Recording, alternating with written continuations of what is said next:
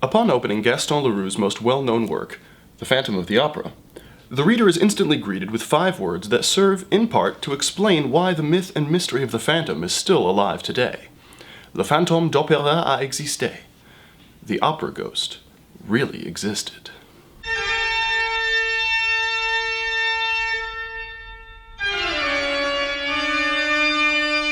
Intriguing as they are, those words are, quite honestly, complete fiction. But they do serve to set the tone for the rest of the novel.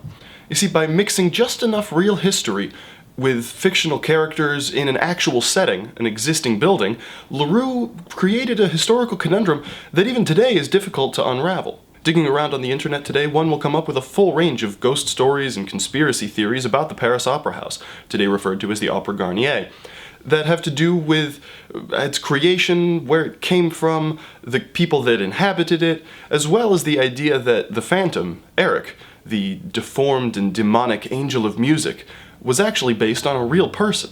Make no mistake, Leroux's tale is a work of fiction, but by looking at the events and stories that helped to inspire it, we can start to see how he created such a convincing tale. And we'll start with the Opera House itself. In the novel The Phantom of the Opera, the Paris Opera House is a mammoth building, sitting atop a labyrinth of catacombs and passageways. At its lowest depth lies a vast underground lake, and this is the domain of Eric, the Phantom himself. Now, the truth is similar, but just different enough that fiction sounds convincing. See, in 1858, Napoleon III assigned city planner Baron Haussmann with the task of picking a designer for a brand new opera house. Now, the winner of this contest was Charles Garnier, at the time a virtually unknown architect. The fact that, according to one story, he described his design for the Paris Opera House as being in the Napoleon III style probably didn't hurt his chances, if true. Work was begun on the building in 1860. But because it's an opera house, it needed more underground facilities than a typical building might. So the workers set out to dig incredibly deep basements. Unfortunately, the water table at the site was incredibly high, and try as the workers might, they just could not get rid of the excess water that kept flooding back. They ran steam pumps for 24 hours a day, around the clock, for 7 months, and they just got the site dry enough to be able to sink incredibly deep pilings for the building's foundation. Now, Garnier actually met this problem by designing a cistern with heavily reinforced walls between the pilings of the foundation, and then allowed the water to rush back. So it was contained within this cistern. And that cistern is what gave rise to the legend of the underground lake.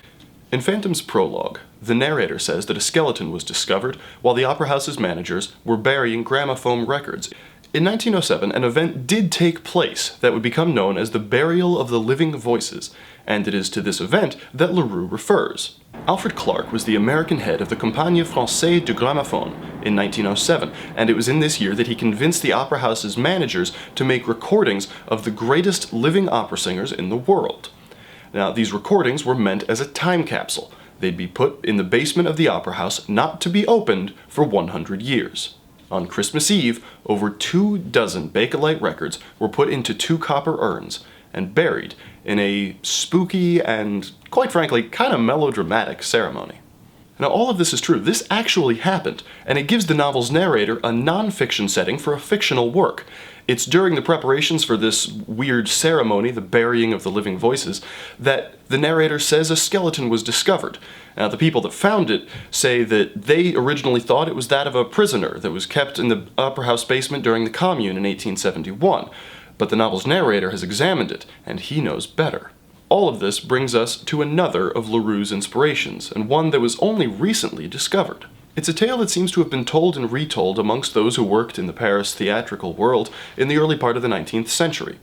Now, the story goes that in 1786, a young dancer who worked for the opera company named Boismaison fell deeply in love with another dancer named Nanine Dorival. When Mademoiselle Dorival began to see a soldier in the Opera Guard company, Monsieur Boismaison was heartbroken, driven to madness by his grief, and he lay in wait to try and ambush his soldier competition. Unfortunately for Boismaison, the soldier was a somewhat hardier fellow than he gave him credit for, and he was beaten fairly soundly. Taken to a doctor named Le Marin, Boismaison died the next morning, but not before making a strange request. He asked the good doctor that his bones might remain at the opera house, so that he might forever be close to his lady love. The wrap-up to the story is that this skeleton was supposedly used on stage as a prop in 1841 in a production of Le Fleischschutz. Now, on the surface, the story seems valid enough. People with those names did work in and around the Paris Opera Company in around the same time period, but not necessarily the same year or not necessarily the same jobs that the story gives them. It's also worth noting that there is no skeleton on the prop list for the 1841 production of Le Fleischschutz. The story is contained within a book, a set of memoirs by Nestor Roqueplan, called Le Coulisses de l'Opéra. Now, Roqueplan was a one-time manager of the Paris Opera House, and the book came out in the 1850s. And it's to this work that Leroux actually makes specific mention. There's only one manuscript version of Phantom known to exist, and it dates to mid-1909, several months before Phantom first saw the light of day as a serial in the French newspaper La Gauloise. The version that saw publication made no mention of the Boismaison story, but the unpublished prologue in the original draft, written in Leroux's own hand, did. So we can see that it's from this story of the skeleton in the opera house, to say nothing of the love triangle that surrounded the skeleton, that Leroux drew direct inspiration from. As for the idea that the skeleton in the basement could have been a prisoner dating from 1861 in the Commune, it's highly unlikely. Aside from the fact that no skeleton was actually found in the opera house when they were burying the gramophone records, but be that no, never mind. During the Commune in 1871, the opera house was still as yet incomplete, and it was used as a storehouse and a warehouse for supplies and ammunition, but there's no record of it ever being used as a prison. The Commune was a very turbulent time, and it's estimated that 25,000 Parisians died during just these few months, so it's not inconceivable that it could have been used as a prison, or that there could have been a body in the basement, but there's no supporting documentation to suggest that any of those things is actually true. Leroux would continue to blur reality as the book wore on. One of his main characters, a character called the Persian, is actually based on a real person, known as Le Persan, who was a mysterious gentleman who attended the opera in the 1850s.